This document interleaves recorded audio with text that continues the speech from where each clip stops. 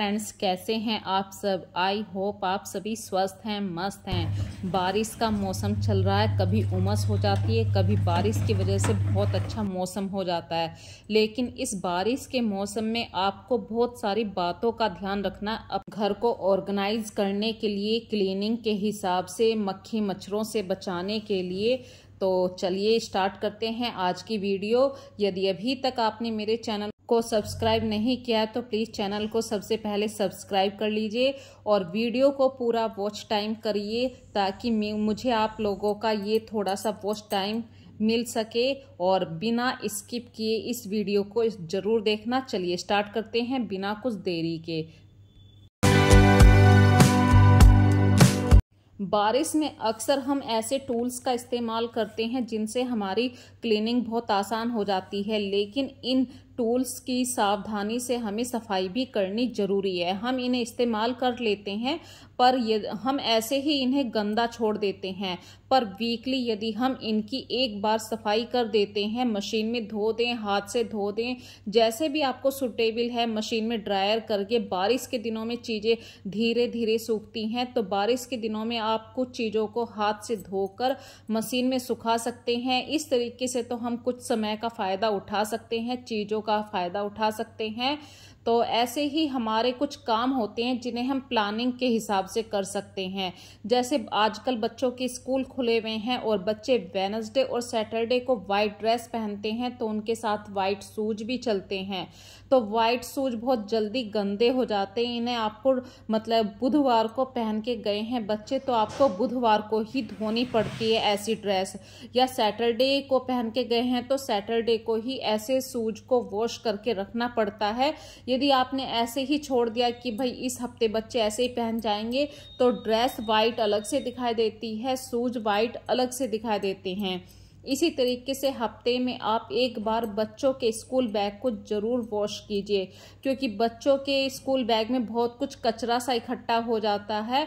और बारिश के दिनों में जितना आप हाइजीन को मेंटेन करेंगे, उतना ही आप अपने परिवार की हेल्थ के बारे में सोच पाएंगे। तो क्लीनिंग इज वेरी मस्ट। इसी तरीके से एक छोटा सा टिप्स भी शेयर कर रही हूँ। अक्सर बारिश के दिनों में हम मजबूती के तौर पर लोहे वाला तार इस्तेमाल कर लेते हैं, पर वो जंग जल्दी आ जाता है। तो जंग वाले तार पे आप ना कलर वाले कपड़ों को डालें, ना वाइट कपड़ों को डालें। इसी तरीके से हम जब अपने किचन में काम करते हैं, हमारे पास कुछ ना कुछ ऐसी एक बास्केट खाली हो जाती है या कुछ ऐसे कंटेनर खाली हो जाते हैं जिनमें हम सामान भी नहीं रखते। लेकिन आप अपने किचन में एक छोटा सा स्पेस कॉर्नर ऐसा जरूर बनाइए जहां पे आप खाली डिब्बों को रख सकें, ताकि कुछ भी सामान रखने के लिए आपको सोचना ना पड़े कि मेरे पास कोई कंटेनर नहीं है। इस तरीके से यदि आप अपने किचन में खाली डिब्बों का एक कॉर्नर बना लेते हैं, तो आपको अपनी किचन को ऑर्गेनाइज करने में बहुत आसानी मिल जाती है। और इस तरीके से रखे हुए खाली डिब्बे भी आपकी किचन को फैलाते नहीं हैं, उल्टा व्यवस्थित करते हैं।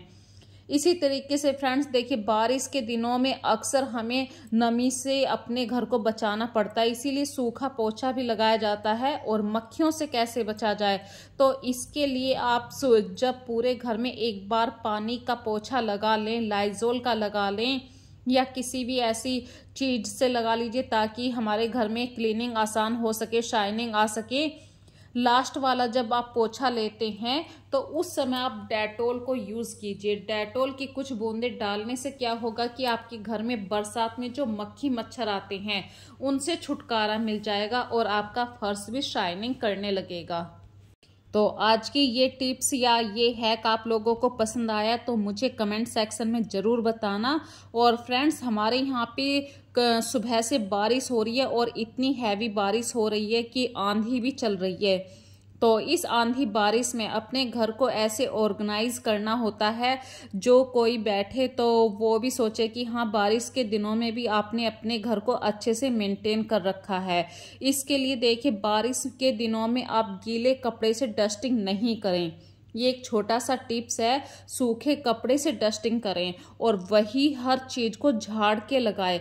झाड़ने से क्या होता है कि अगर छोटा सा कूड़ा कचरा भी होगा, पेपर होंगे, फ्लावर्स की पत्तियां गिर जाती हैं, ये सब छोटी छोटी सी ऐसी चीज़ें होती हैं जो आपकी पूरी साफ सफाई को बिल्कुल गंदा मतलब बेकार कर देती हैं। तो हमेशा झाड़िए पहले, उसके बाद डस्टिंग करिए, फिर झाड़ू पोछा करिए। ये छोटी छोटी सी बातों को जब हम ध्यान में रख कर अपने घर को साफ करते हैं तो हमारा घर बरसात के दिनों में भी साफ सुथरा दिखाई देता है। इसी तरीके से फ्रेंड्स, ये डस्टर मैं अक्सर बारिश के दिनों में बहुत यूज़ करती हूँ। इतना सूटेबल है कि एक तो फटाफट से काम हो जाता है, घंटों वाला काम भी आपका मिनटों में कन्वर्ट हो जाता है। बारिश के दिनों में अक्सर हम भूल जाते हैं कि कुछ ऐसी जगह होती हैं जहाँ पर हमें ध्यान देना पड़ता है, क्योंकि नमी बहुत होती है। जैसे कि नमी आ गई है और इस शीशे के ऊपर हल्के हल्के से पानी के निशान हो गए, उंगलियों के निशान हो गए। जैसे भी भाई कोई रेलिंग को पकड़ के आता है तो शीशे पे भी उंगलियां लग जाती हैं। तो बरसात के दिनों में ये और भी ज़्यादा गंदगी दिखाई देने लगती है। तो हमेशा सूखे डस्टर से आप साफ करिए, आपका घर बिल्कुल शाइनिंग हो जाएगा। ये छोटा सा एक पॉइंट था मेरी तरफ से। इसी तरीके से बरसात के दिनों में आपके घर के अंदर जितने भी फ्रूट आते हैं उन्हें पहले धो लीजिए और किसी सूखे कपड़े से साफ करिए। सूखे कपड़े के ऊपर उन्हें रखिए, जब भी आप उन्हें खाइए। और फ्रेंड्स देखिए, सावन का महीना चल चुका है। सावन के महीने में कभी भी बारिश हो जाती है तो ऊपर वाले के आगे हमेशा हाथ जोड़िए कि उन्होंने जितना दिया है हमें बहुत दिया है। हमने कभी इसकी कल्पना नहीं करी थी और भगवान ने इतना दिया है। तो भगवान के आगे हमेशा हाथ जोड़िए। सावन का महीना आप सभी के लिए शुभ हो, यही मेरी प्रार्थना है। और घर के हर एक मेंबर से कहिए कि कोशिश करें कि वो 2 मिनट के लिए भगवान के पास जरूर हाथ जोड़े, क्योंकि सावन का महीना जो होता है बहुत ही ज़्यादा पवित्र होता है। और हिंदू धर्म के अनुसार तो सावन का महीना सबसे ज़्यादा शुभ होता है। तो फ्रेंड्स देखिए, बारिश होती है तो हमारे जो पोर्टुकला के फूल होते हैं वो अक्सर बेकार हो जाते हैं बारिश की वजह से। तो जब बारिश आने वाली हो और पोर्टुकला के फूल खिले हुए हों तो उनके ऊपर कोई कपड़ा डाल दीजिए। ये भी एक छोटा सा पॉइंट था बारिश के दिनों का। तो बारिश के दिनों में अक्सर हमारे घरों में जो मसाले होते हैं, चीनी होती है, नमक होता है, इनमें नमी आ जाती है। तो इसके लिए आप एयर टाइट कंटेनर का इस्तेमाल करें। और कीड़ों से बचाने के लिए या चींटियों से बचाने के लिए आप तेज पत्ते को चीनी के डिब्बे के अंदर रख सकते हैं, दालों के अंदर भी रख सकते हैं। और बात थी क्लीनिंग की, तो जब भी आप अपने किचन के कंटेनर को फिलअप करें किसी भी ग्रोसरी सामान से तो सूखे कपड़े से ज़रूर साफ करके रखिए।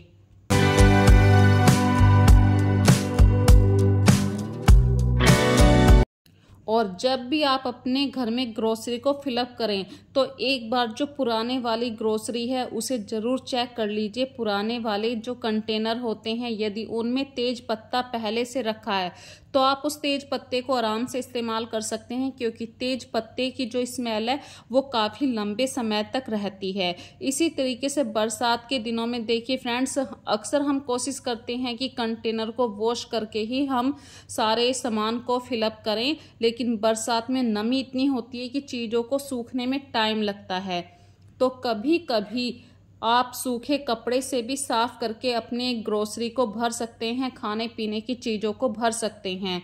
और हमेशा जो भी आप कंटेनर में आप खाने पीने की चीज़ें रखें वो एयर टाइट हो। इससे क्या होगा कि आपकी जो नमकीन है वो भी ख़राब नहीं होगी, वरना बारिश के दिनों में सीलन की स्मेल हो जाती है। सीलन की वजह से नमकीन का स्वाद भी चला जाता है।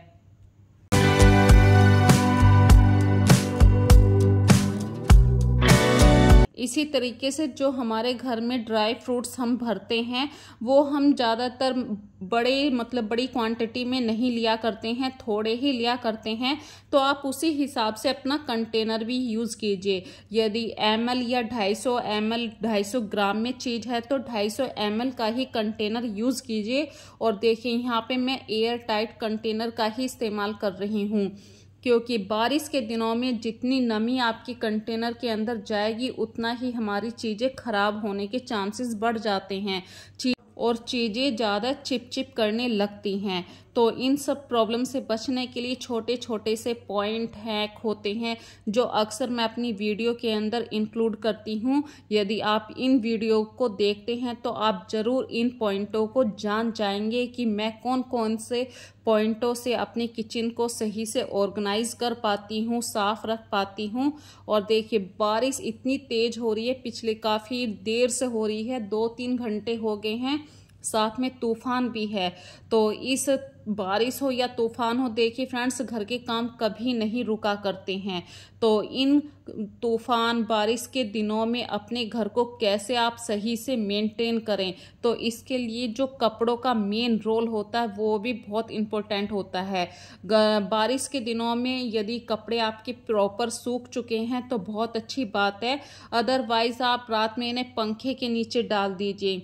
तो पंखा चलाएंगे, जब भी पंखा चलेगा उस रूम का तो हल्की हल्की सी हवा लगेगी और आपके कपड़े भी सूख जाएंगे। और जैसे ही कपड़े सूख जाएं उन्हें तुरंत फोल्ड करके रखिए, क्योंकि सूखे हुए कपड़े बेड पर पड़े रहते हैं तो उनमें सिलवटें आती हैं और वो बहुत ही अनटाइडी लगता है। क्योंकि फ्रेंड्स आपने तो पूरी मेहनत करी है कपड़ों को धोने में, बस एक थोड़ा सा आलस आ गया कि हमने फोल्ड करके नहीं रखा है, उसी की वजह से हमारा घर अनटाइडी लगता है, बिल्कुल फैला हुआ लगता है। यदि हम अपने थोड़े से आलस को पोस्टपोन कर देते हैं कि अभी नहीं बैठना है, मुझे पहले ये काम ख़त्म कर लेना है तभी मैं बैठूंगी, ये जब एक सोच अपने अंदर आप इंक्लूड कर लेते हैं तो आपका घर अपने आप व्यवस्थित रहने लगता है। इसी तरीके से देखिए जब आप कपड़ों को फोल्ड करें, सभी घर के जो मेंबर हैं सबके कपड़ों को अलग अलग लाइन में फोल्ड करें। जिसके भी कपड़े हैं, जैसे कि आपके हैंड वॉशेबल वाले टॉवल हैं, बेसिन के पास यूज़ करने वाले टॉवल हैं, बेडशीट हैं, इन सबको सेपरेट रखिए। जितना आप कपड़ों को सेपरेट रखेंगे उतना बिखरने का चांसेस कम हो जाता है। और सेपरेट कपड़े रखने से आपको ईजी भी रहता है कि हाँ कौन से कपड़े कहाँ से उठाने हैं, और बहुत ही आराम से आप उठा भी सकते हैं। इसी तरीके से आज की वीडियो में एक छोटी सी ट्रिक भी मैं आप लोगों के सामने बताऊंगी। जैसे कि हमारे बच्चे बड़े होने लगते हैं और हमारी कबर्ड में इतने सारे कपड़े होते हैं, हम सोचते हैं कि इस कपड़े को भी पहनेंगे, लेकिन वो पहना नहीं जाता है या फिर घिस चुका होता है वो कपड़ा और फट जाता है, फिर भी हम अपनी कबर्ड में उस कपड़े को ऐसे ही जगह देते रहते हैं। तो फ्रेंड्स ये सबसे बड़ा पॉइंट है हमारी कबर्ड को भरा हुआ दिखाई देना, क्लैटर दिखाई देना। तो ऐसे कपड़ों को आप अपने घर में क्लीनिंग के लिए यूज़ कर सकते हैं। वैसे भी बारिश हो रही है, बारिश के दिनों में अक्सर आपको इतने सारे कपड़ों की ज़रूरत पड़ती है साफ़ सफाई करने के लिए, और कपड़े अक्सर सूखने में भी प्रॉब्लम कर रहे होते हैं। तो जो पुराने कपड़े हो चुके हैं उन्हें आप इस तरीके से कटिंग कर लीजिए और क्लीनिंग के लिए यूज़ कीजिए।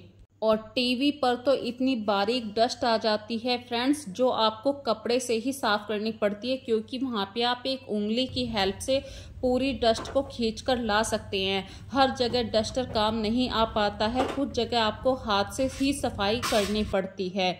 इसी तरीके से डाइनिंग टेबल पर भी डस्टर काम नहीं कर पाता है, क्योंकि डाइनिंग टेबल पर हम इतने छोटे छोटे से सामान रखते हैं। तो फ्रेंड्स आज की वीडियो में मैंने आप लोगों के साथ इतने छोटे छोटे से टिप्स शेयर करे हैं, हैक शेयर करे हैं। आज की वीडियो का यदि एक बात भी आप लोगों को पसंद आई है, अच्छी लगी है, तो प्लीज़ कमेंट सेक्शन में ज़रूर बताना।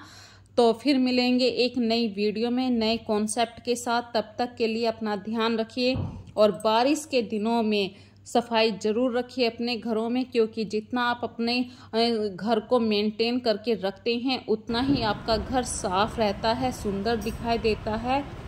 तो फ्रेंड्स फिर मिलेंगे एक नई वीडियो में, तब तक के लिए अपना ध्यान रखिए। So take care friends, bye bye.